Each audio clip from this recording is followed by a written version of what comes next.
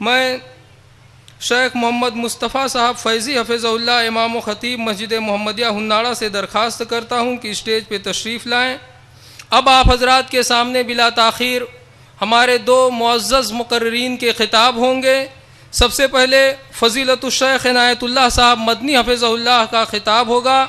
آپ کی بھی شخصیت ایسی ہے کہ کم از کم شیرور، بھٹکل اور یہاں سے منگلور پورے ساحلی علاقے میں محتاج تعارف نہیں، پھر بھی آپ کا مختصر تعارف یہ ہے کہ جامعہ صناب العلوم سے دہلی سے تعلیم حاصل کرنے کے بعد جامعہ اسلامیہ مدینہ منورہ سے اعلیٰ تعلیم حاصل کی، جامعہ اسلامیہ منبرہ ممبئی میں کئی سال تدریسی خدمات انجام دیں اور بحیثیت شیخ الجامعہ بھی وہاں آپ کا تقرر ہوا۔ اس کے بعد اس وقت آپ Islamic research centre for women جو منگلور کے اندر ہے، جس کے زیر اشراف کئی ادارے چلتے ہیں، اس میں کام کرتے ہیں لیکچرار کی حیثیت سے، اور آپ کے دعوتی پروگرام اس علاقے میں وقتاً فوقتاً ہوتے رہتے ہیں، اور یہاں بھی اس سے پہلے 2 بار شیخ تشریف لا چکے ہیں۔ اور اسی کے ساتھ ساتھ شیخ کئی کتابوں کے مصنف بھی ہیں اور کئی کتابوں کے مترجم بھی ہیں، جن کی مجموعی طور پر تعداد تقریباً 25-26 تک پہنچ جاتی ہے۔ میں فضیلت الشیخ عنایت اللہ صاحب مدنی حفظہ اللہ سے درخواست کرتا ہوں کہ آپ تشریف لائیں اور اپنا خطاب سامعین کے سامنے پیش کریں۔ آپ کے لیے 50 منٹ کا وقت دیا جاتا ہے، انشاءاللہ 5:40 تک آپ کا خطاب ہوگا۔ ان الحمد لله نحمده ونستعينه ونستغفره ونؤمن به ونتوكل عليه ونعوذ بالله من شرور انفسنا وسيئات اعمالنا من يهده الله فلا مضل له ومن يضلل فلا هادي له واشهد ان لا اله الا الله وحده لا شريك له واشهد ان محمدا عبده ورسوله اما بعد فان خير الحديث كتاب الله وخير الهدي هدي محمد صلى الله عليه وسلم وشر الأمور محدثاتها وكل محدثة بدعة وكل بدعة ضلالة وكل ضلالة في النار أعوذ بالله من الشيطان الرجيم بسم الله الرحمن الرحيم ظهر الفساد في البر والبحر بما كسبت أيدي الناس ليذيقهم بعض الذي عملوا لعلهم يرجعون وقال عز من قائل إن الله لا يغير ما بقوم حتى يغيروا ما بأنفسهم وقال النبي صلى الله عليه وسلم اذا ظهر الزنا والربا في قوم فقد احلوا لانفسهم عذاب الله رواه في السنن وصححه المحققون۔ برادران اسلامی، محترم صدر اجلاس، بالخصوص اس سیشن کے، اس نشست کے صدر اور مختلف علاقوں سے دور دراز سے نزدیک سے تشریف لانے والے مہمانان گرامی قدر، اور ایسے ہی معزز حاضرین، معزز سامعین جو مختلف علاقوں سے، مختلف خطوں سے تشریف لائے ہیں، آپ سبھی حضرات کو میں اسلام کا تحیہ پیش کرتے ہوئے السلام علیکم ورحمۃ اللہ وبرکاتہ کہتا ہوں، اور ایسے ہی مبارکباد پیش کرتا ہوں کہ آپ لوگ اس عظیم اجلاس میں شرکت کے لیے، اور یہاں جو صبح سے ایک مستقل طور پر مکثف انداز کا اجلاس چل رہا ہے، صبح 10 بجے سے لے کر کے مستقل طور پر اب تک اور مغرب تک ہی جاری رہے گا، اس میں شرکت کر رہے ہیں اور آپ بڑی جانفشانی کے ساتھ موجود ہیں۔ اللہ رب العالمین ہماری اس مجلس کو قبول فرمائے۔ آپ سبھی حضرات کا آنا جانا، اس سلسلے میں آپ کی جو بھی کوششیں کاوشیں صرف ہوئی ہیں، اللہ سے دعا کرتے ہیں کہ اللہ تبارک و تعالیٰ اسے شرف قبولیت سے نوازے، اور دنیا کے اندر بھی اور آخرت میں بھی اس پر اجر جزیل سے نوازے، آمین یا رب العالمین۔ سردست آج کے اس سالانہ اجلاس میں مجھے جس خطاب پر کچھ باتیں آپ کے سامنے 50 منٹ میں عرض کرنے کے لیے کہی گئی ہیں، جو باتیں آپ سے مجھے عرض کرنا ہے، جس موضوع پر چند باتیں کہنی ہیں، وہ آپ نے دیکھا ہوگا کاغذات کے اندر، اعلانات کے اندر یہ چیز موجود ہے کہ اسلامی سماج پر یا سماج پر، سوسائٹی پر گناہوں کے، برائیوں کے کیا اثرات مرتب ہوتے ہیں۔ میں انشاءاللہ تبارک و تعالیٰ اللہ کے کلام قرآن کریم اور اللہ کے نبی صلی اللہ علیہ وسلم کے فرمان کی روشنی میں، اور ممکن ہے کہ کچھ نمونوں کی روشنی میں بھی آپ کے سامنے اس موضوع کی وضاحت کروں گا۔ اللہ سے دعا کرتا ہوں کہ اللہ تبارک و تعالیٰ مجھے اس موضوع پر کچھ باتیں مفید عرض کرنے کی توفیق عطا فرمائے۔ اللہ رب العالمین اس پر مجھے سب سے پہلے عمل کرنے کی توفیق عطا فرمائے اور سبھی لوگوں کو عمل کی توفیق بخشے۔ میرے بھائیوں، میرے بزرگوں، حق تو یہ ہے کہ سماج پر، سوسائٹی پر گناہوں کے اثرات کیا ہیں، یہ بہت ہی وسیع موضوع ہے، کیونکہ اصل میں گناہ اور برائیاں بھی بہت زیادہ ہیں تو اثرات بھی بہت زیادہ ہیں، اور ایسا نہیں ہے کہ گناہوں کی تعداد جتنی ہے اتنے ہی اثرات ہوں گے، بلکہ ایک ایک گناہ کا کتنا برا اثر سماج پر، سوسائٹی پر پڑ سکتا ہے، اس کا اندازہ ہم نہیں لگا سکتے۔ آئیے، چونکہ وقت بہت ہی کم ہے، بہت ہی شارٹ ٹائم ہے، اس لیے بہت ہی اہم باتیں آپ کے سامنے میں اور مختصر وقت میں عرض کرنا چاہتا ہوں۔ قرآن کریم کی ایک دو آیتیں آپ کے سامنے میں نے پڑھا ہے، اور ایسے ہی اللہ کے نبی صلی اللہ علیہ وسلم سے وارد ایک روایت آپ کے سامنے میں نے ذکر کی ہے۔ آئیے پہلے ان آیات کو سمجھ لیتے ہیں، اور اس کے بعد اس حدیث کو سمجھ لیں، اور اس کے بعد انشاءاللہ تبارک و تعالیٰ یہ جو عنوان ہے آپ کے سامنے کہ سماج پر، سوسائٹی پر گناہوں کے، بدیوں کے، برائیوں کے کیا اثرات مرتب ہوتے ہیں، اس سلسلے میں آپ کے سامنے ایک سنن ابن ماجہ کے اندر مروی ایک روایت صرف آپ کے سامنے پیش کرنا چاہوں گا، جس میں بیک وقت دونوں چیزوں پر ایک اچھی روشنی پڑے گی، کیونکہ نبی کریم صلی اللہ علیہ وسلم کو جوامع الکلم دیا گیا تھا۔ آپ نے بہت ہی مختصر الفاظ میں بہت ہی جامع باتیں عرض کی ہیں، اور انشاءاللہ تبارک و تعالیٰ چند اہم برائیاں اور چند اہم گناہ جو سماج کے اندر، سوسائٹی کے اندر رائج ہیں، اور صرف رائج ہی نہیں ہیں بلکہ یوں سمجھیں کہ پورا سماج اس کے مسموم جراثیم کی لپیٹ میں ہے، اور پوری سوسائٹی کے اندر، پورے ملک کے اندر، پوری ملت کے اندر اس کی زہریلی وبائیں لپیٹ میں لیے ہوئے ہیں، اور پوری ملت اس کے برے اثرات سے، اس کے گندے جراثیم سے کراہ رہی ہے۔ انشاءاللہ تبارک و تعالیٰ یہ حدیث آپ کے سامنے پیش کروں گا میں، اور اس ایک حدیث کی روشنی میں انشاءاللہ تبارک و تعالیٰ سماج کے اندر جو دکھتی چند رگیں ہیں اور جن کی اصلاح کرنے کی ضرورت ہے، انشاءاللہ اس پر ایک اچھی روشنی پڑے گی۔ میرے بھائیوں، میرے بزرگوں، اللہ کے کلام کی جو آیت میں نے آپ کے سامنے پڑھی ہے، اللہ تعالیٰ فرماتا ہے ظہر الفساد فی البر والبحر بما کسبت ایدی الناس لیذیقہم بعض الذی عملوا لعلہم یرجعون۔ اللہ فرماتا ہے کہ روئے زمین کے اندر چاہے خشکی ہو یا تری ہو، چاہے خشکی ہو یا تری ہو، اگر روئے زمین کو اگر تقسیم کیا جائے تو بہت سارے انداز کی تقسیمات ہو سکتی ہیں، لیکن رہنے بسنے کے قابل اگر تقسیم کی جائے تو دو طرح کی تقسیم ہو سکتی ہے، یا تو خشکی ہے اور یا پھر تری ہے، اور جغرافیہ جاننے والے جانتے ہیں کہ کتنا حصہ خشکی ہے، کتنا حصہ قابل بود و باش ہے، اور کتنا حصہ ناقابل بود و باش ہے۔ بہرحال میرے بھائیو، اللہ رب العالمین فرماتا ہے بر و بحر کے اندر، یعنی خشکی میں اور ایسے ہی تری میں، سمندروں کے اندر، اللہ فرماتا ہے ان تمام جگہوں پر، خلاصے کلام یہ ہے کہ خشکی اور تری میں یعنی پورے روئے زمین کے اوپر، پوری دنیا کے اندر جو فتنہ و فساد، جو برائیاں، جو تباہیاں، جو اللہ رب العالمین کی طرف سے بلیات، آفتیں، مصائب، مشکلات طرح طرح کے مختلف انداز میں، اور انشاءاللہ ممکن ہے کہ خطاب کے اخیر میں چند مصیبتوں کا تذکرہ بھی آپ کے سامنے آئے گا اگر وقت اجازت دے گا تو۔ میرے بھائیوں، میرے بزرگوں، جتنی بھی مصیبتیں، جتنی بھی آفتیں، جتنی بھی تباہیاں جس شکل میں بھی آتی ہیں، وہ کوئی اللہ کی طرف سے تو ہیں، لیکن اللہ رب العالمین ہرگز قصوروار نہیں ہے۔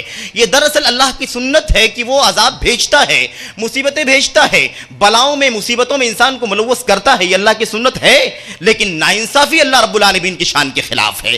اللہ فرماتا ہے صحیح مسلم شریف کی ایک روایت میں، جو حدیث قدسی ہے، نبی رحمت صلی اللہ علیہ وسلم فرماتے ہیں یقول اللہ عز وجل، اللہ فرماتا ہے، یقول النبی صلی اللہ علیہ وسلم فیما یرویہ عن ربہ جل وعلا یا عبادی انی حرمت الظلم علی نفسی وجعلتہ بینکم محرما فلا تظالموا۔ روایت لمبی ہے، اللہ کے نبی صلی اللہ علیہ وسلم فرماتے ہیں کہ میں نے اللہ رب العالمین سے روایت کیا ہے، اللہ فرماتا ہے اے میرے بندو، میں نے ظلم کو اپنی ذات پر حرام کر لیا ہے۔ یا عبادی انی حرمت الظلم علی نفسی، اے لوگو، اے بندو، میں نے ظلم کو اپنی ذات پر حرام کر لیا ہے۔ وَجَعَلْتُهُ بَيْنَكُمْ مُحَرَّمًا فَلَا تَظَالَمُوا، اور ہم نے تمہارے اوپر بھی ظلم کو حرام کر دیا ہے، اس لیے مہربانی کر کے آپس میں ایک دوسرے پر ظلم مت کرو۔ معلوم یہ ہوا کہ ظلم حرام کر لیا اللہ رب العالمین نے۔ وَمَا رَبُّكَ بِظَلَّامٍ لِّلْعَبِيدِ، اللہ رب العالمین بندوں پر ظلم کرنے والا نہیں ہے۔ میرے بھائیو، اللہ کی ذات کے، اللہ کی شان کے خلاف ہے ظلم کرنا۔ اللہ سراپا عدل ہے، اللہ رب العالمین کے افعال، اللہ کے اعمال، اللہ کی تصرفات सब कुछ मबनी बर आदल हैं, इंसाफ हैं। मेरे भाइयों, अल्लाह रब्बुल आलमीन फरमाता है ज़हरल फसादु फिल बर्रि वल बहरि बिमा कसबत ऐदिन नास। जो कुछ भी मुसीबतें आती हैं, जो भी फितना फसाद है, जो भी जंगो जिदाल है, जो भी आजमाइशें हैं, सब कुछ बिमा कसबत ऐदिन नास, बिमा कसबत ऐदिन नास, लोगों के अपने आमाल का नतीजा है, लोगों की करतूत का नतीजा है। लोगों की बुराइयां हैं, लोगों की बेहयाइयां हैं, लोगों की गंदगियां हैं, चाहे अकीदे की गंदगी हो, इबादत के अंदर गड़बड़ियां हो, अखलाक हो, मसाइल हो, शादी ब्याह हो, मुआमलात हो। अल-गरज जिंदगी जीने के लिए जितने भी गोशे हो सकते हैं, तमाम गोशों के अंदर इंसान की बदआमालियां, इंसान के गंदे करतूत, इंसान के गंदे आमाल ही उसका सबब है, जिसका पेशखेमा है, जिसका नतीजा है, जिसका सबब है कि अल्लाह की तरफ से तरह तरह के अजाब आते हैं। और अल्लाह का अजाब क्यों ना आए? और हकीकत यह है कि अल्लाह का अजाब कहां आता है, ये मुझे बताओ। कि अगर अल्लाह का अजाब वाकई जैसे अल्लाह की गिरफ्त हो सकती है, जैसे अल्लाह की पकड़ हो सकती है, अगर वाकई उस पूरी गिरफ्त के अंदाज में अल्लाह का अजाब आ जाए तो पूरी दुनिया तहस नहस हो जाएगी, पूरी दुनिया अपना वजूद खो बैठेगी। लेकिन महज जगाने के लिए, बेदार करने के लिए, जिंदा करने के लिए और जरा सा कचोका लगाने के लिए, जरा सा ठेस देने के लिए, ताकि हम सुधर जाएं, अपनी इस्लाह कर लें, अपने अमाल को संवार लें, बदआमालियों से तौबा कर लें। और जिस अल्लाह रब्बुल आलमीन की चार जानिब से नेमतें, दाएं से बाएं से, आगे और पीछे से, ऊपर और नीचे से,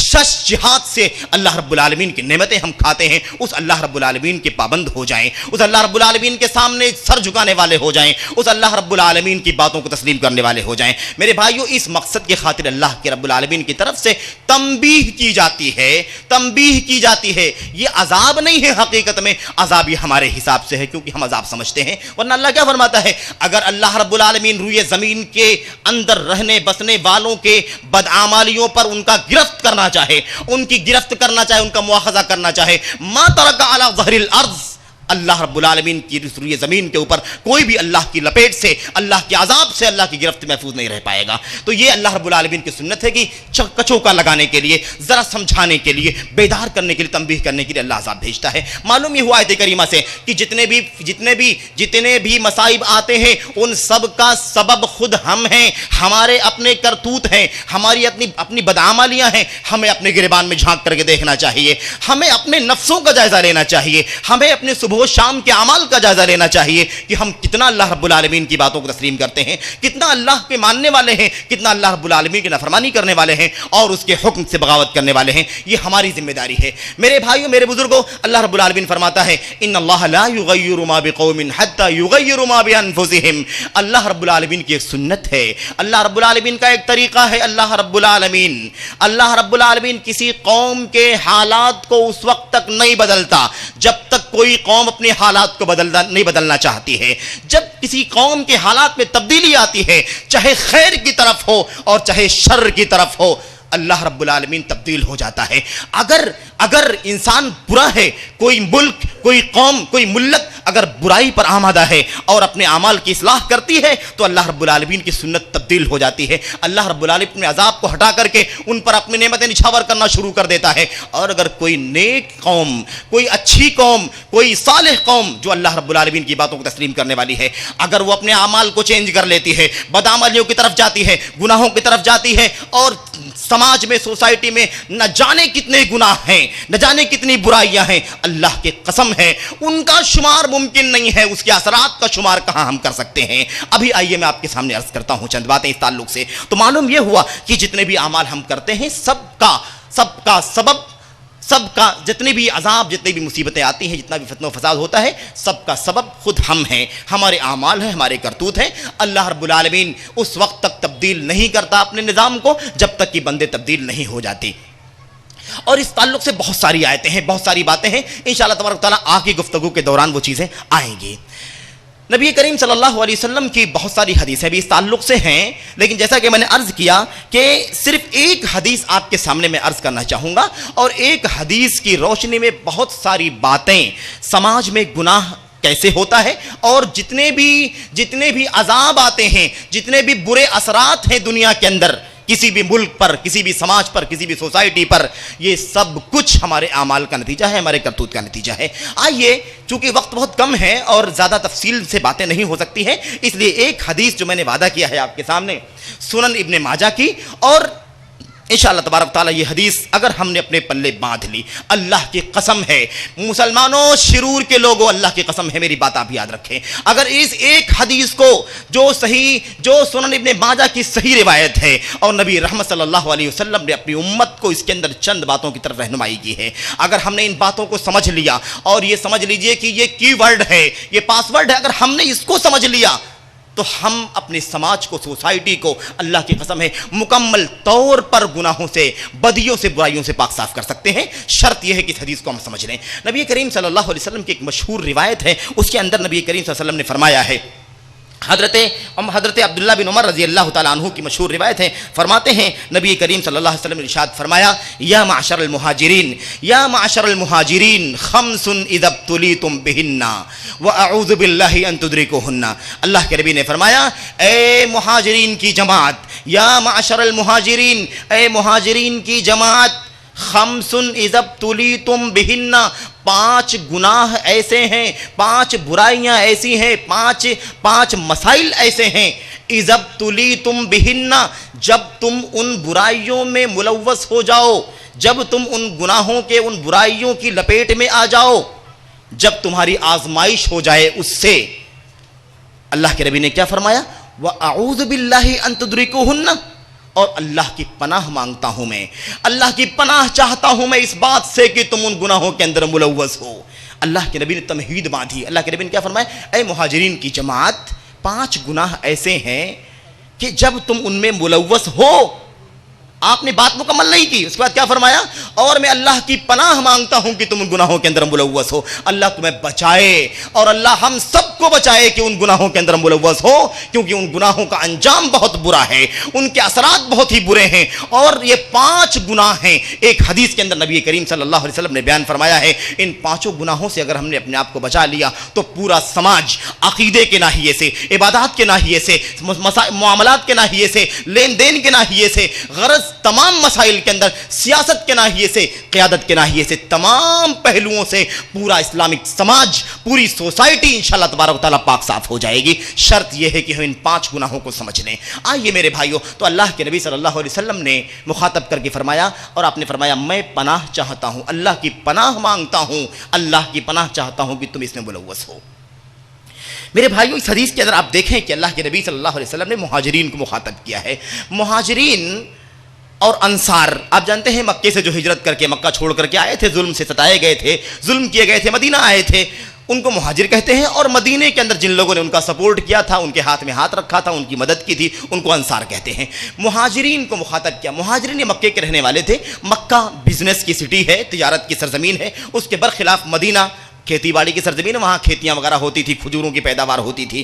نبی کریم صلی اللہ علیہ وسلم نے مہاجرین کو مخاطب کیا ہے، مہاجرین کو مخاطب کیا ہے، اس کا مطلب یہ ہے کہ اللہ کے نبی نے خصوصی طور پر بزنس مینوں کو مخاطب کیا ہے، جو بزنس مین ہیں، جو بزنس کرنے والے ہیں، کاروباری لوگ ہیں۔ اور میں سمجھتا ہوں اس علاقے میں بھی جہاں ہم لوگ بیٹھے ہوئے ہیں اور اللہ کے دین کی باتیں کر رہے ہیں، میکسیمم لوگ تجارت پیشہ ہیں، تجارت کرتے ہیں، بزنس کرتے ہیں، اور مختلف انداز کے کاروبار میں ملوث ہیں۔ اس لیے میں سمجھتا ہوں کہ یہ بات، یہ حدیث ہم لوگ بڑی اچھی طریقے سے سمجھ سکتے ہیں، بڑی اچھی طریقے سے اس بات کو سمجھ سکتے ہیں، کیونکہ خاص طور پر ہم ہی لوگ اس کے مخاطب ہیں، اس کے مخاطب خاص طور پر ہم ہی لوگ ہیں۔ اللہ کے نبی نے فرمایا، سب سے پہلی چیز اللہ کے نبی نے کیا فرمایا، اور غور سے ان باتوں کو سنیے گا، 5 اہم قیمتی باتیں بس، اور اس کے علاوہ میں لمبی بات نہیں کروں گا کیونکہ ایک حدیث کافی ہے ہم سب کے لیے۔ اللہ کے نبی نے فرمایا، نمبر 1، انگلیوں پر گنیے گناہ کیا ہے اور گناہ کا اثر کیا ہے، گناہ کیا ہے، گناہ کا اثر کیا ہے، تیسرا، چوتھا، پانچواں سب، اور اس کے بعد آپ دیکھیے کہ ہم اپنے آپ کو،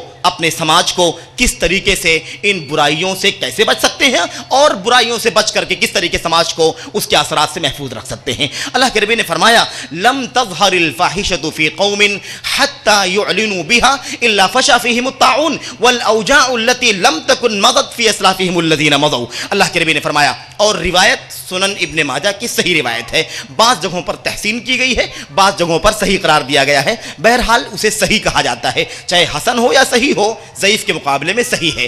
اللہ کے نبی نے فرمایا، نمبر 1، جس کسی قوم کے اندر زناکاری، جس کسی قوم کے اندر زناکاری، فاحشہ بے حیائی، زناکاری جس قوم کے اندر بھی ظاہر ہوتی ہے اور اس حد تک بڑھتی چلی جاتی ہے حتی یعلنوا بہا، یہاں تک کہ لوگ دھیرے دھیرے اس کو علانیہ کرنا شروع کر دیتے ہیں. زناکاری، بدکاری، فحشکاری چھپ کے نہیں، اتنی بڑھ جاتی ہے کسی قوم کے اندر، کسی سماج کے اندر، حتی یعلنوا بہا، یہاں تک کہ اسے لوگ کھلا ڈنکے کی چوٹ پر علانیہ کرنا شروع کر دیتے ہیں. یہ گناہ ہے. یہ کیا ہے؟ یہ گناہ ہے. اور ابھی بتاؤں گا میں آپ کو، یہ تو عجیب و غریب گناہ ہے. اللہ کی قسم ہے، آپ کہاں جائیں گے، کہاں اپنا سر چھپانا چاہیں گے، کہاں اپنے آپ کو چھپانا چاہیں گے جہاں بے حیائی نہ دیکھیں، زناکاری کے مظاہر نہ دیکھیں. اور زناکاری صرف زناکاری فاحشہ کرنے کا نام نہیں ہے. زناکاری آنکھوں سے بھی ہوتی ہے، زناکاری ہاتھوں سے بھی ہوتی ہے، زناکاری پیروں سے بھی ہوتی ہے، زناکاری کانوں سے بھی ہوتی ہے. اور زناکاری کے مختلف قسمیں ہیں. حدیث کے اندر اللہ کے نبی صلی اللہ علیہ وسلم نے بیان فرمایا ہے. تو اللہ کے نبی نے فرمایا جس کسی قوم کے اندر زناکاری پھیل جاتی ہے، اتنی زیادہ عام ہو جاتی ہے کہ لوگ کھلا زناکاری کرنا شروع کر دیتے ہیں، فحشکاری کرنا شروع کر دیتے ہیں. الا فشا فیہم الطاعون والاوجاع التي لم تكن مضت في اسلافهم الذين مضوا. ایسی قوم کے اندر طاعون جیسی وبا پھیل جاتی ہے. ایسی قوم کے اندر کیا ہوتا ہے؟ طاعون جیسی بیماری، پلیگ پھیل جاتا ہے ایسی قوم کے اندر. والاوجاع التي لم تكن مضت في اسلافهم الذين مضوا من قبل. اور ایسی فتاق قسم کی، ایسی تباہ کرنے والی، ہلاک و برباد کر دینے والی بیماریاں عام ہو جاتی ہیں. ایسی بیماریاں جنم لیتی ہیں، ایسے ڈیسیز جنم لیتے ہیں، امراض جنم لیتے ہیں جس کے مثالیں سابقہ قوموں کے اندر، پچھلی قوموں کے اندر موجود نہیں تھی. اللہ کی قسم ہے، یہ نبی کریم صلی اللہ علیہ وسلم کی نبوت کی زندہ نشانی ہے، کھلا معجزہ ہے. جاؤ دیکھو یورپ کی سرزمین پر جو اپنے آپ کو سب سے زیادہ مہذب سمجھتے ہیں، اللہ کی قسم ہے جہاں محرمات کی بھی کوئی تفریق نہیں ہے، جہاں بہن بیٹی کا بھی کوئی فرق نہیں ہے، غیر تو غیر ہے. اللہ کی قسم ہے، محرمات معبدہ ہوں یا غیر معبدہ ہوں، کوئی تفریق نہیں ہے.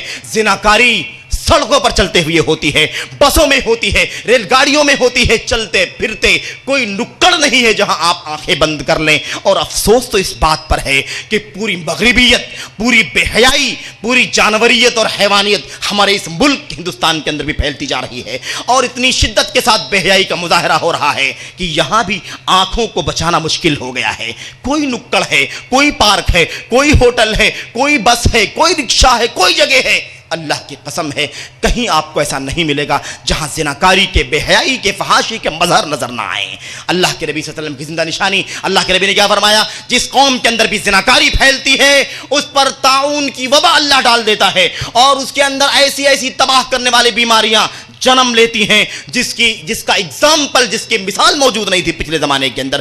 جاؤ دیکھو، کینسر کا نام ملتا ہے کیا 60 سال 100 سال پہلے، 200 سال پہلے؟ ایڈز کا نام کسی نے سنا ہے؟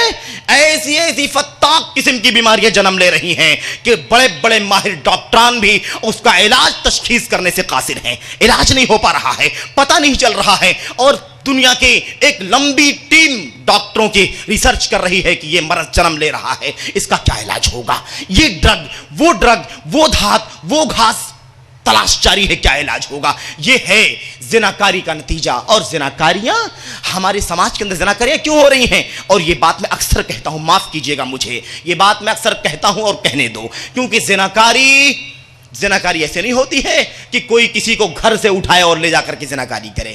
سماج جب پوری ایسے واقعات انفرادی ہو سکتے ہیں، اکے دکے ہو سکتے ہیں گھر میں گھس کر کے زناکاری کے، لیکن پورا سماج فحشکاری کے لپیٹ میں آ جائے، یہ تو نہیں ہوتا ہے. اس کے کیا اسباب ہو سکتے ہیں؟ ہم ہیں، ہمارا کردار ہے. ہم نے اپنے بہو بیٹیوں کو کتنا پردہ کروایا ہے، کتنا حجاب میں رکھا ہے، کتنے اپنے گھروں کی نگرانی، ہم سب نگراں ہیں، ذمہ دار ہیں. ہم نے اپنے گھروں کی نگرانی کتنی کی ہے مجھے بتاؤ. کتنے گھروں کے اندر سیریل نہیں چلتے، کتنے گھروں کے اندر فلمیں نہیں چلتی ہیں، کتنے گھروں کے اندر DVD CDs نہیں چلتی ہیں جو فحش قسم کا اور گندے قسم کا اثر ڈالتی ہیں ذہنوں کے اوپر، تہذیب کے اوپر. مجھے بتاؤ، اللہ کی قسم ہے، جب ہم اپنے بہن بیٹیوں کو پردہ نہیں کروائیں گے، حجاب میں نہیں رکھیں گے، انہیں صاف ستھرے ماحول میں پرورش نہیں ڈالیں گے، پرورش نہیں دیں گے، اللہ کی قسم ہے مجھے بتاؤ کہ کہاں سے سماج زناکاری سے بچے گا؟ ایسا نہیں ہوتا ہے. اللہ کے نبی نے فرمایا العینان تزنیان زناہما النظر، دونوں آنکھیں زنا کرتی ہیں. کیسے؟ ان دونوں کا زنا دیکھنا ہے. والاذنان تزنیان، دونوں کان بھی زنا کرتے ہیں. وزناہما الاستماع، دونوں کان بھی زنا کرتے ہیں، ان کا زنا سننا ہے. والید تزنی، ہاتھ بھی زنا کرتا ہے. وزناہ البطش، اور ہاتھ کا زنا پکڑنا ہے غلط چیز کو. اللہ اکبر. اور لمبی بات ہے. تو معلوم کیا ہوا کہ پہلے آنکھیں کام کرتی ہیں، زبان کام کرتی ہے، ہاتھ کام کرتا ہے، پیر کام کرتا ہے. یہ سارے زنا کے راستے کھولتے ہیں، زنا کے راستے کھولتے ہیں. پھر دھیرے دھیرے کیا ہوتا ہے؟ والفرج یصدق ذلك كله او يكذبه، اس کے بعد شرمگاہ کا کام آ جاتا ہے. چاہے وہ کر بیٹھے چاہے وہ بچ جائے، بس اس کے علاوہ کوئی چارہ نہیں ہے. تو میرے بھائیوں، میرے بزرگوں، یہ ہے زناکاری آج روئے زمین کے اوپر. اور افسوس مجھے ایک بات یاد آ گئی، عجیب و غریب مسئلہ ہے کہ پردہ، حجاب اسلامی، حجاب اسلامی اسلام کے اندر اللہ رب العالمین کے دین کے اندر جو اللہ کی طرف سے نہایت سماحت والا دین اللہ کی طرف سے اترا ہے، اس دین کے اندر مسلم بہو بیٹیوں کی عزت و آبرو اور ان کے عفت و حشمت کے تحفظ کے لیے اسلام نے کتنا کام کیا ہے، کتنا کام کیا ہے. خوشبو لگا کے باہر نہیں نکل سکتے. اللہ اکبر. پائزیب، زیورات ایسے پہن کے نہیں نکل سکتے جس کے اندر آواز پیدا ہو. بات کرنے کی نوبت کبھی کسی غیر محرم سے آ جائے تو نرمی سے بات کرنا بھی جائز نہیں عورت کے لیے. کیوں؟ اس لیے تاکہ وہ اسلام کی بہو بیٹیاں، اسلامی سماج میں پرورش پانے والی لڑکیاں اور بہویں اور بیٹیاں اور مائیں، یہ سب اپنی عزت و آبرو کو محفوظ کر رکھیں، محفوظ رکھیں. اللہ اکبر. اور آج کل کیا ہے؟ آج کل دبے لفظوں میں یا کھلے لفظوں میں، اللہ کی قسم ہے، ہم اپنی زبان حال سے یہ کہنا چاہتے ہیں، اپنے حالات سے، اپنے ماحول سے کہنا چاہتے ہیں کہ یہ تو زبردستی کا سودا ہے. یہ کیا زبردستی ہے؟ پابندی ہے، یہ قید ہے، بند ہے. پوری دنیا کو اجازت ہے سارے کام کرنے کے لیے. کیا یہ ہماری بہن بیٹیاں ہیں مجبور و مقہور باقی رہیں گھروں کے اندر؟ کیسے ترقی ہو سکتی ہے پردے سے؟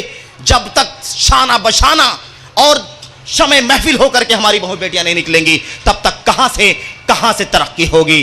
میرے بھائیوں، یہ مغربیت کی دین ہے، مغربیت کی دین ہے. اور مجھے یاد پڑتا ہے کسی قدیم، بہت پہلے میں نے کسی میگزین میں پڑھا تھا، کسی سفر نامہ لکھنے والے نے لکھا ہے اپنے میں کہ یورپ کے کسی علاقے میں، امریکہ میں کسی ملک کے اندر دورے پر تھا وہ آدمی، سفر کر رہا تھا. اس نے دیکھا کہ ایک جگہ بہت سخت ٹریفک ہے، بہت زیادہ ٹریفک ہے، یعنی بڑی بھیڑ بھاڑ ہے اور پورا راستہ چاروں طرف سے جام ہے.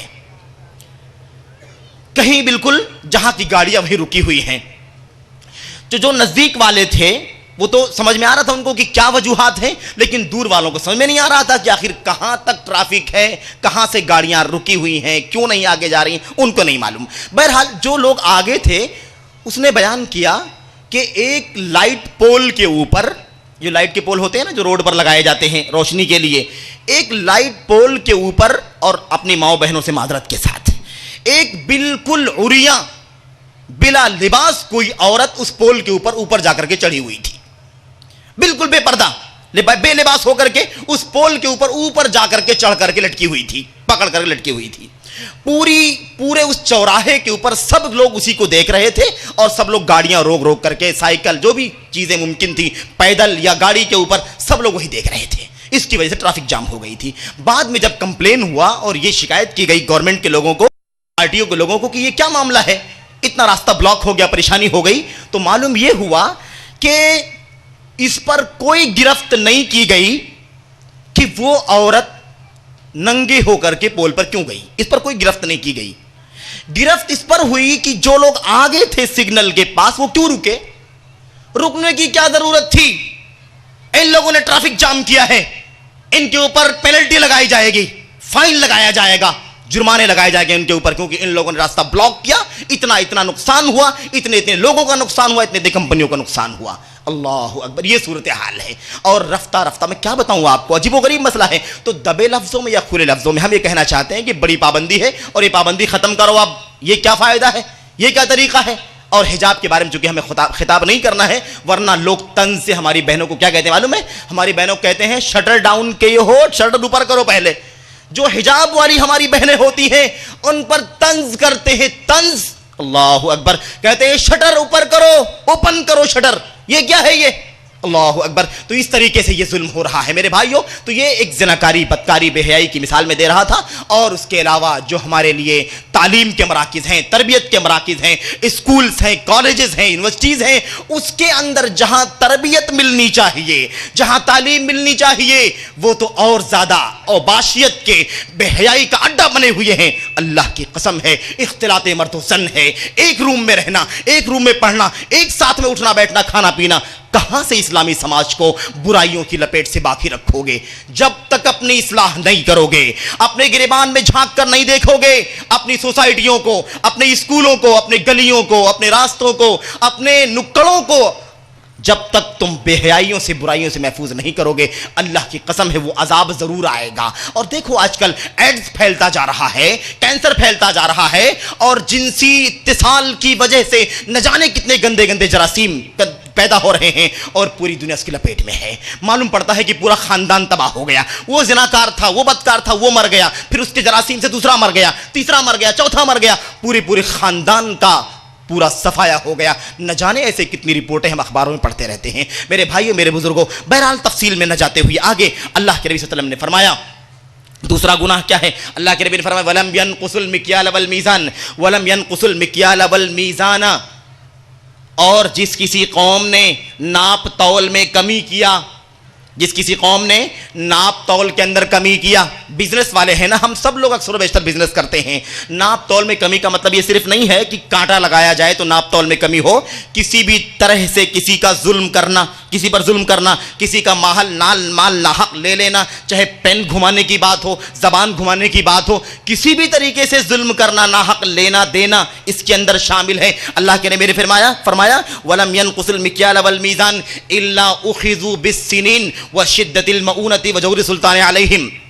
جو بھی قوم لاپ تول میں کمی کرتی ہے، ظلم کرتی ہے، حرام خوری کرتی ہے کسی بھی شکل میں، چاہے وہ ڈانڈی مارنے کا مسئلہ ہو، ناپ تول میں واقعی کمی کرنے کا مسئلہ ہو، یا کسی بھی طریقے سے بزنس کے اندر، کاروبار کے اندر، زمین کے اندر، جائیداد کے اندر کسی بھی طریقے سے ظلم کرنا ہو، ناانصافی کرنا ہو، سود خوری کرنا ہو، رشوت کا لین دین کرنا ہو، یہ سارے کام اس کے اندر شامل ہیں. اللہ کے نبی نے کیا فرمایا؟ اس کا انجام کیا ہوگا؟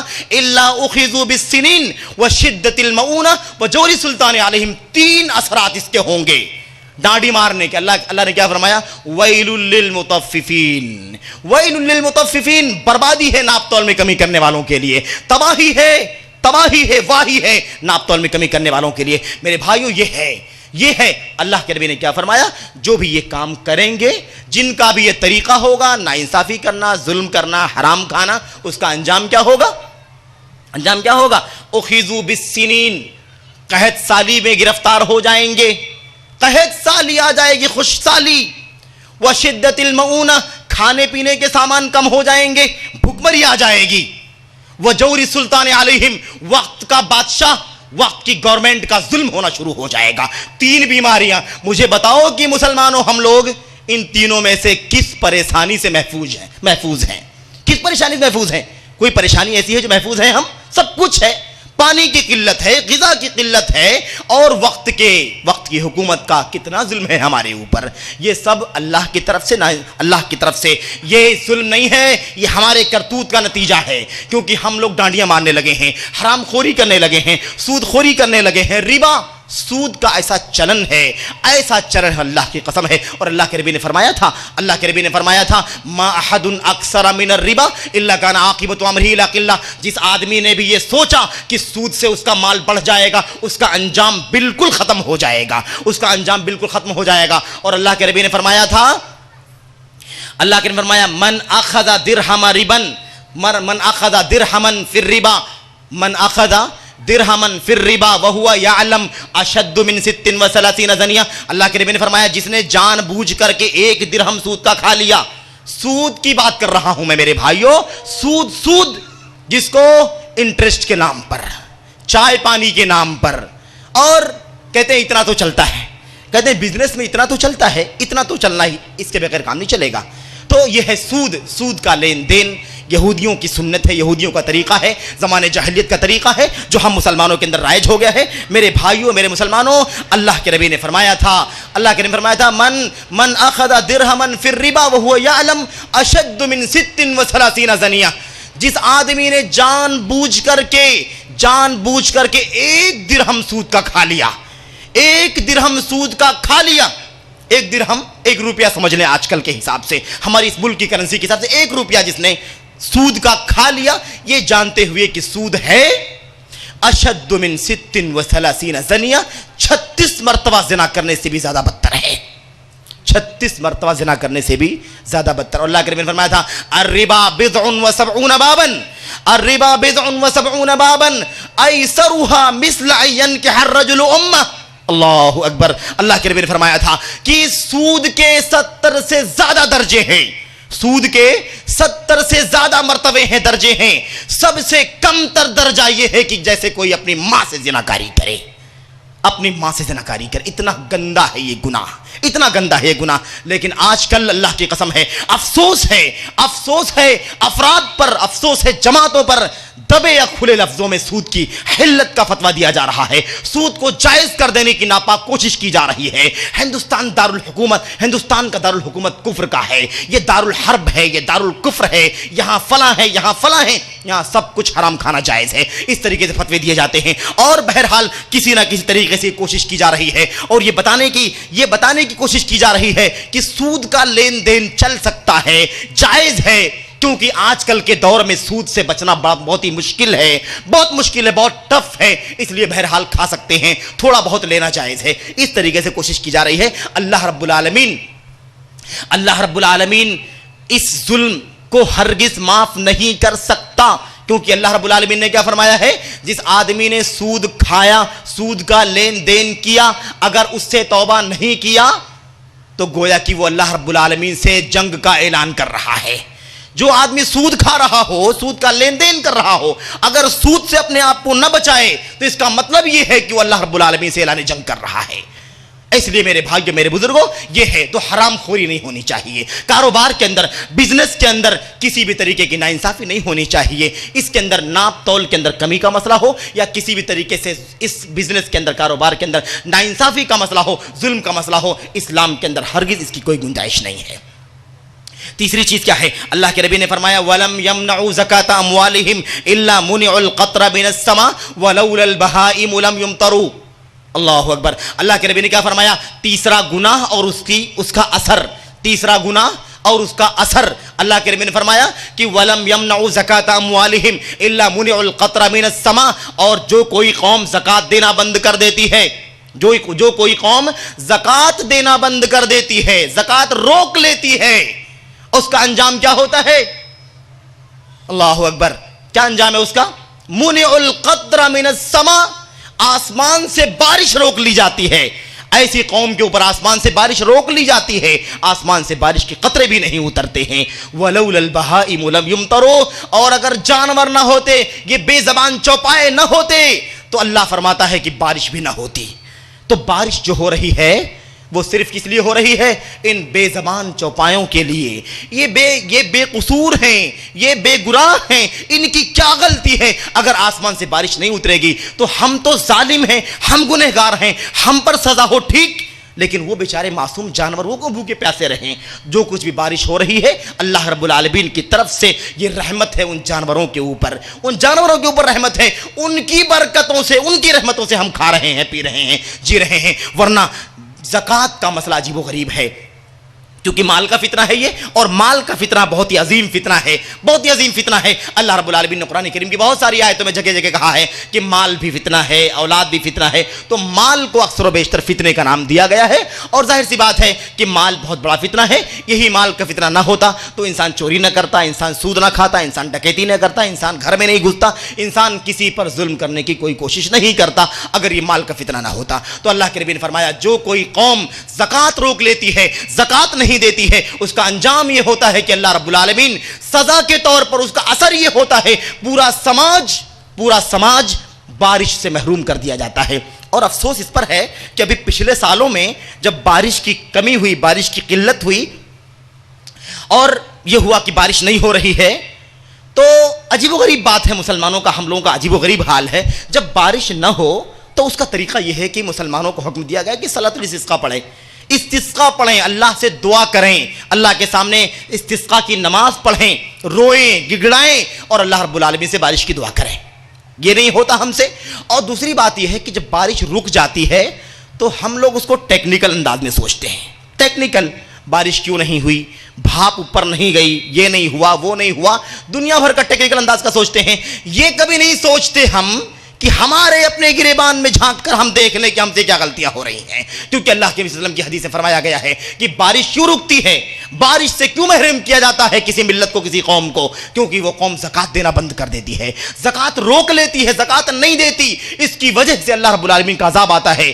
تو اللہ کے نبی نے فرمایا ہے وَلَمْ يَمْنَعُوا زَكَاةَ أَمْوَالِهِمْ إِلَّا مُنِعُوا الْقَطْرَ مِنَ السَّمَاءِ وَلَوْلَا الْبَهَائِمُ لَمْ يَمْطَرُوا. جو کوئی قوم زکوٰۃ دینا بند کر دیتی ہے, زکوٰۃ نہیں دیتی ہے, اس کا انجام یہ ہوتا ہے کہ ایسے قوم کے اوپر سے بارش روک لی جاتی ہے. اگر یہ چوپائے جانور نہ ہوتے, مویشی نہ ہوتے, تو بارش اللہ رب العالمین نہیں اتارتا.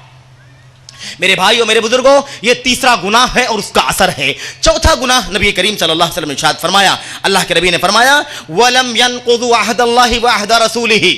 اور عجیب و غریب ہے یہ مسئلہ, عجیب و غریب مسئلہ ہے, ذرا سنیں. اللہ کے نبی نے فرمایا وَلَمْ يَنْقُضُوا عَهْدَ اللَّهِ وَعَهْدَ رَسُولِهِ إِلَّا سَلَّطَ اللَّهُ عَلَيْهِمْ عَدُوًّا مِّنْ غَيْرِهِمْ فَأَخَذُوا بَعْضَ مَا فِي أَيْدِيهِمْ.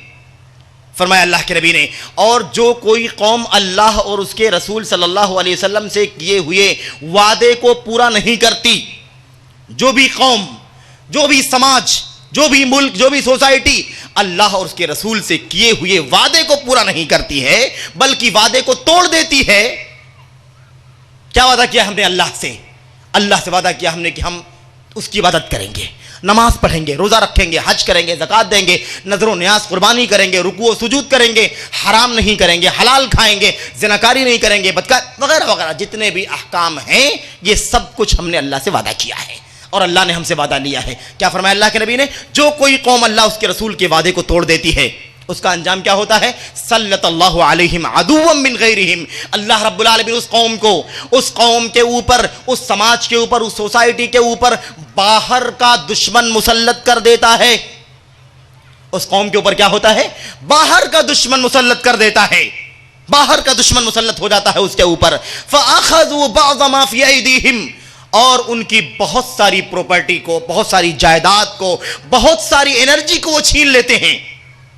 باہر کے دشمن مسلط کر دیے جاتے ہیں اور وہ کیا کرتے ہیں؟ فَأَخَذُوا بَعْضَ مَا فِي أَيْدِيهِمْ. ان کے ہاتھ میں جو کچھ ہوتا ہے ان میں سے کچھ چیزوں کو وہ لے کے چلے جاتے ہیں. اللہ رب العالمین کے وعدے کی نافرمانی کیا نا ہم لوگوں نے. اللہ سے کیا معاہدہ کیا ہے, اللہ کے رسول سے کیا معاہدہ کیا ہے؟ ہم نے اللہ اور اس کے رسول کے وعدے کو بھلا دیا. ہم آزاد ہو گئے جیسے جانور زندگی گزارتا ہے, کوئی پابندی نہیں, کوئی رکاوٹ نہیں, کوئی حلال و حرام کی تمیز نہیں اس کے پاس ہوتی ہے. اللہ کی قسم ہے کم و بیش ہمارے سماج کے اندر بھی اس طرح کی وبائیں, اس طرح کی لعنتیں پھیلتی جا رہی ہیں اور ہم بھی اللہ اس کے رسول کے وعدے کو بھلا چکے ہیں. ہمارے پاس اللہ رب العالمین کے وعدے, اس کے رسول سے جو ہم نے معاہدہ کیا ہے, ہم نے ان سب کو پامال کر دیا ہے, جس کا انجام یہ ہے کہ باہر کا دشمن ہم پر مسلط ہو چکا ہے اور ہماری بہت ساری طاقت, بہت ساری انرجی ضائع ہوتی جا رہی ہے. مجھے بتاؤ کہ فلسطین کیوں چلا گیا؟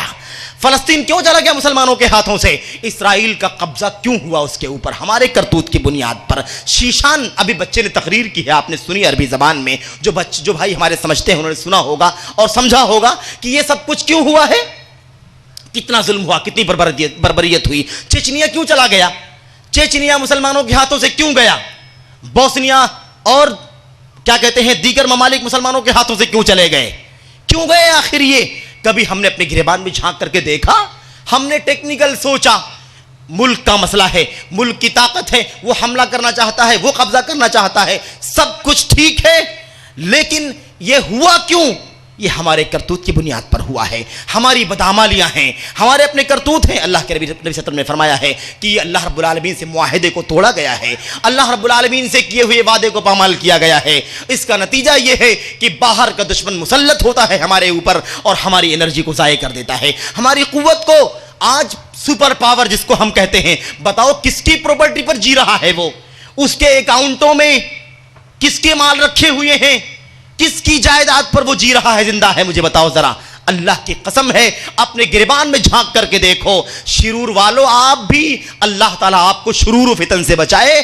ذرا اپنے نفسوں کا جائزہ لو، اپنے گریبان کا جائزہ لو، جھانکو۔ ہم سب کے لیے یہ پیغام ہے اللہ کے نبی صلی اللہ علیہ وسلم کا کہ جب بھی اللہ کا، اس کے رسول کا وعدہ پامال کیا جائے گا، اس کی سنت و شریعت سے بغاوت کی جائے گی، اس کے احکام کو پامال کیا جائے گا، اللہ کا عذاب ضرور آئے گا۔ اللہ رب العالمین کے اللہ کے نبی نے فرما دیا ہے کہ اللہ رب العالمین ایسا کرنے والوں کے اوپر باہر کا دشمن مسلط کر دیتا ہے۔ یہ باہر کا دشمن، اور ایک آخری گناہ باقی ہے ابھی، اس کے اندر کیا ہے ذرا دیکھیں۔ چونکہ وقت نہیں ہے اس لیے تفصیل مجھے نہیں جانا ہے، مثالیں میں دینا چاہتا تھا لیکن مثالیں دینے کا وقت نہیں ہے۔ آئیے آخری بات جو مجھے عرض کرنی ہے، اللہ کے نبی صلی اللہ علیہ وسلم نے فرمایا ہے پانچویں چیز، پانچواں گناہ اور اس کے اثرات کیا ہیں۔ وَمَا لَمْ تَحْكُمْ أَئِمَّتُهُمْ بِكِتَابِ اللَّهِ وَمَا لَمْ تَحْكُمْ أَئِمَّتُهُمْ بِكِتَابِ اللَّهِ وَيَتَخَيَّرُوا مِمَّا أَنزَلَ اللَّهُ إِلَّا جَعَلَ اللَّهُ بَأْسَهُمْ بَيْنَهُمْ۔ نمبر 5، جو کوئی قوم، جس کسی قوم کے لوگوں کے ائمہ، حاکم، خلیفہ، علماء، قاضی، جج، یہ سب کے سب لوگ کیا کرتے ہیں، جس کسی قوم کے بھی یہ ذمہ داران اللہ کے کتاب کی روشنی میں اور اللہ کے نبی صلی اللہ علیہ وسلم کی سنت کی روشنی میں فیصلہ نہیں کرتے، جس کسی قوم کے، جس کسی ملت کے، جس کسی ملک کے حاکم، خلیفہ، عمراء، علماء، فضلاء، مفتیان، قضات، جج، یہ لوگ اللہ کی کتاب کی روشنی میں اور اللہ کے نبی صلی اللہ علیہ وسلم کی سنت کی روشنی میں فیصلہ نہیں کرتے، ایسی قوم کے اوپر کیا عذاب آتا ہے؟ کتنا بڑا گناہ ہے مجھے بتاؤ ذرا۔ اللہ کی کتاب کیوں اتری ہے؟ اللہ کی کتاب کو فیصل بنایا جائے، اللہ کی کتاب کی روشنی میں اور نبی کریم صلی اللہ علیہ وسلم کی حدیث اور سنت کی روشنی میں فیصلے کیے جائیں، اس لیے کتاب و سنت کا نزول کیا گیا ہے۔ لیکن اگر کسی قوم کے عمراء اور حکماء، علماء، فضلاء، مفتیان، قاضی حضرات اگر کتاب و سنت کی روشنی میں فیصلہ نہیں کرتے، اللہ کی نازل کردہ شریعت کی روشنی میں فیصلہ نہیں کرتے، اس قوم کے اوپر اللہ کا یہ عذاب آتا ہے، اللہ کا یہ عذاب آتا ہے کہ اللہ تعالی جعل اللہ بأسہم بینہم، انہیں آپس میں لڑا دیتا ہے، آپس میں دست و گریباں ہو جاتے ہیں، آپس میں لڑتے ہیں، بھڑتے ہیں، مرتے ہیں، مارتے ہیں۔ یہ انجام ہوتا ہے کس گناہ کا؟ کتاب اللہ اور سنت رسول کے مطابق فیصلہ نہ کرنے کا۔ مجھے بتاؤ کتنا فیصلہ ہوتا ہے کتاب و سنت کی روشنی میں؟ عقیدے کا مسئلہ ہے، عبادات کا مسئلہ ہے، معاملات کا مسئلہ ہے، لین دین کا مسئلہ ہے، فقہی مسائل ہیں، شادی بیاہ ہے اور خرید و فروخت ہے، بزنس ہے، سیاست ہے۔ کس مسئلے میں کتاب و سنت کی روشنی میں علماء فیصلہ کرتے ہیں اور کتنے علماء فیصلہ کرتے ہیں؟ اللہ کا عذاب نہیں آئے گا تو کیا ہوگا؟ کیا ہوگا آخر؟ ذرا سوچو، غور کرو، کبھی ہم نے نہیں سوچا اس بات کو۔ اللہ کے نبی نے فرمایا جس کسی قوم کے اندر یہ بیماری آ جاتی ہے، کتاب و سنت کے فیصلے چھوڑ دیے جاتے ہیں، اس کا انجام یہ ہوتا ہے اللہ آپس میں لڑا دیتا ہے۔ کتنا اختلاف مسلمانوں کے اندر، کتاب اللہ ایک ہے کہ نہیں ہے؟ سنت رسول ایک ہے کہ نہیں ہے؟ قبلہ و کعبہ ہمارا ایک ہے کہ نہیں ہے؟ اس کے باوجود اللہ رب ذوالجلال ایک ہے، اس کے باوجود کتنا اختلاف ہے مسلمانوں کے اندر۔ اور بات آئے گی تو سب کے سب کتاب و سنت کے ماننے والے ہیں۔ اللہ سے دعا کرتے ہیں کتاب و سنت پہ عمل کرنے کی توفیق عطا فرمائے۔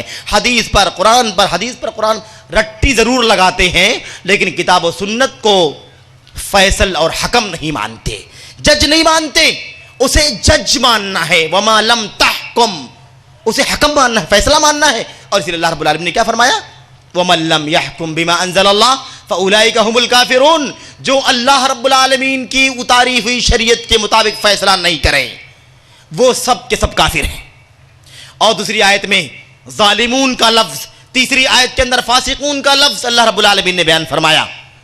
وَمَن لَّمْ يَحْكُم بِمَا أَنزَلَ اللَّهُ فَأُولَٰئِكَ هُمُ الْفَاسِقُونَ وَمَن لَّمْ يَحْكُم بِمَا أَنزَلَ اللَّهُ فَأُولَٰئِكَ هُمُ الظَّالِمُونَ، جو اللہ رب العالمین کی شریعت سے فیصلہ نہ کریں، جو اللہ رب العالمین کے حکم کے مطابق فیصلہ نہ کریں وہ کافر ہیں۔ جو اللہ کی کتاب اور سنت رسول کے مطابق فیصلہ نہ کریں وہ سب کے سب ظالم ہیں، اور ایسے اللہ نے فرمایا کہ وہ سب کے سب فاسق ہیں، گنہگار ہیں۔ میرے بھائیوں، میرے بزرگوں، چونکہ وقت بہت کم ہے اور میں چاہتا ہوں کہ وقت ہرگز زیادہ نہ لوں، اپنے ٹائم پر بات ختم ہو جائے۔ اللہ رب العالمین ہمیں سننے سے زیادہ سوچنے کی توفیق عطا فرمائے اور عمل کرنے کی توفیق عطا فرمائے۔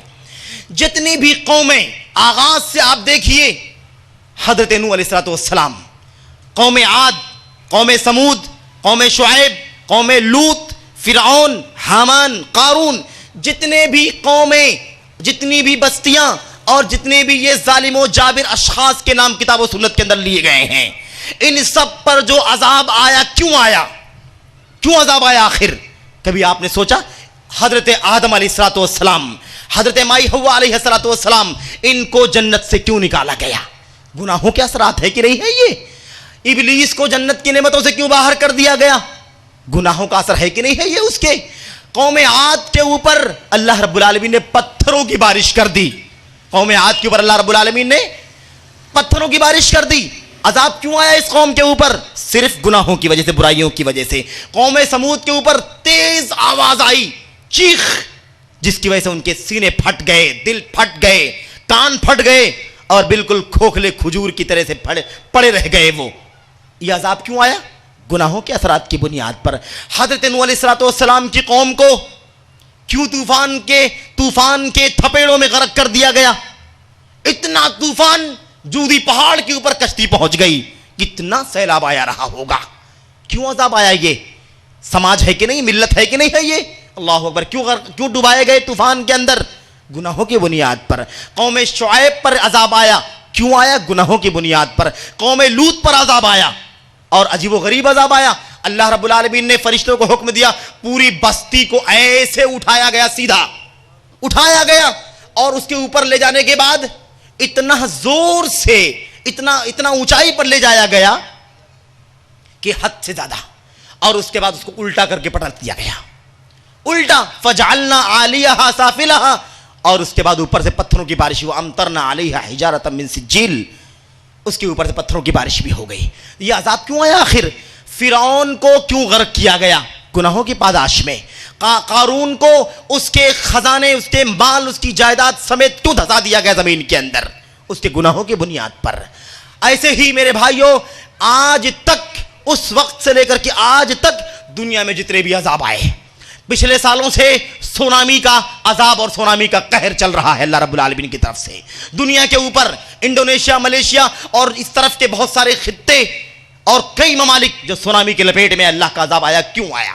صرف اور صرف گناہوں کی بنیاد پر۔ یہ سب گناہوں کے اثرات ہیں، یہ سب برائیوں کی، بدعمالیوں کے انجام ہیں، جس کو اپنی آنکھوں سے ہم دیکھ رہے ہیں۔ اور اسی بات کو اللہ رب العالمین نے قرآن کریم کے اندر بیان فرمایا ہے، فَكُلًّا أَخَذْنَا بِذَنبِهِ، اللہ فرماتا ہے فَكُلًّا أَخَذْنَا بِذَنبِهِ فَمِنْهُمْ مَنْ أَرْسَلْنَا عَلَيْهِ حَاصِبًا۔ نمبر 1 شروع سے دیکھیے، اللہ فرماتا ہے ہم نے ساری بستیوں کو، ساری قوموں کو، سارے سماج کے لوگوں کو، ہم نے ان کو ان کے گناہوں کی وجہ سے پکڑا، سب کو گناہوں کی بنیاد پر، گناہوں کے پاداش میں گرفتار کیا گیا۔ فَمِنْهُمْ مَنْ أَرْسَلْنَا عَلَيْهِ حَاصِبًا، کسی قوم کے اوپر ہم نے پتھروں کی بارش کر دی، قوم عاد کے اوپر پتھروں کی بارش ہوئی۔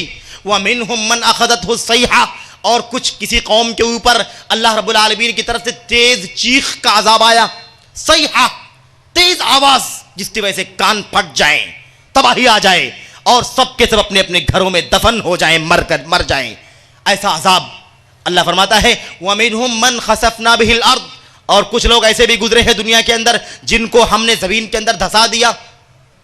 قارون کا خزانہ اور قارون کو آپ جانتے ہیں۔ اللہ فرماتا ہے وَمِنْهُمْ مَنْ أَغْرَقْنَا، اور کچھ لوگوں کو ہم نے ڈبا دیا، غرقاب کر دیا، پانی کے اندر، طوفان کی نظر کر دیا۔ پھر آخر میں اللہ فرماتا ہے وَمَا ظَلَمْنَاهُمْ وَلَكِنْ كَانُوا أَنفُسَهُمْ يَظْلِمُونَ، ہم نے اوپر ظلم نہیں کیا ہے، ہم نے ظلم نہیں کیا ہے ان کے اوپر، یہ خود گناہ کرنے والے تھے، اپنے آپ پر خود ظلم کرنے والے تھے۔ ہم نے کوئی ظلم ان کے اوپر نہیں کیا ہے۔ جو کچھ بھی عذاب ان کے اوپر آیا ہے، ان کے گناہوں کی وجہ سے، ان کی بدعملی کی وجہ سے، ان کے کالے کرتوت کی بنیاد پر سارا عذاب آیا ہے۔ تو جو کچھ بھی دنیا کے اندر ہوا ہے، جتنے عذاب ماضی میں آئے ہیں، حال میں آ رہے ہیں، مستقبل میں جتنے بھی عذاب اور جتنے بھی مصائب آئیں گے، یہ سب کچھ اللہ کی طرف سے ضرور ہے، لیکن اس کا سبب ہم خود ہیں، ہمارے اپنے گندے کرتوت ہیں، ہماری بدعمالیاں ہیں، جس کی پاداش میں ہم یہ ساری مصیبتیں جھیل رہے ہیں۔ کام یہ ہے ہمارا، علاج یہ ہے ہمارے اس مصیبت کا کہ اللہ سے توبے کی توفیق مانگیں، اللہ سے توبہ کریں, اللہ سے معافی مانگیں, اللہ سے گڑگڑائیں اور روئیں, اور اللہ سے دعا کریں کہ اللہ رب العالمین ہمیں ان تمام گناہوں سے بچنے کی توفیق عطا فرمائے. اور یہ چند گناہوں کے نام آپ کے سامنے لیے گئے ہیں, نہ جانے کتنے گناہ, نہ جانے کتنی بدیاں بدعمالیاں ہم کرتے رہتے ہیں. اللہ کی قسم ہے ہم شمار میں نہیں لا سکتے, ہم سوچ نہیں سکتے. اس لیے آئیے ہم سر جوڑ کر کے اللہ سے دعا کرتے ہیں, سر جوڑ کر کے اللہ رب العالمین کے سامنے گڑگڑاتے ہیں, روتے ہیں, اور اللہ سے معافی چاہتے ہیں کہ اللہ رب العالمین اس سماج کو, مسلم سماج کو, مسلم سوسائٹی کو, ان کے مردوں کو, عورتوں کو, جوان بچوں کو, جوان بچیوں کو, اور تمام چھوٹے بڑے بچوں کو اللہ رب العالمین ہر طرح کی برائیوں سے, بدیوں سے, گناہوں سے, سیئات سے اللہ تعالیٰ بچنے کی توفیق عطا فرمائے.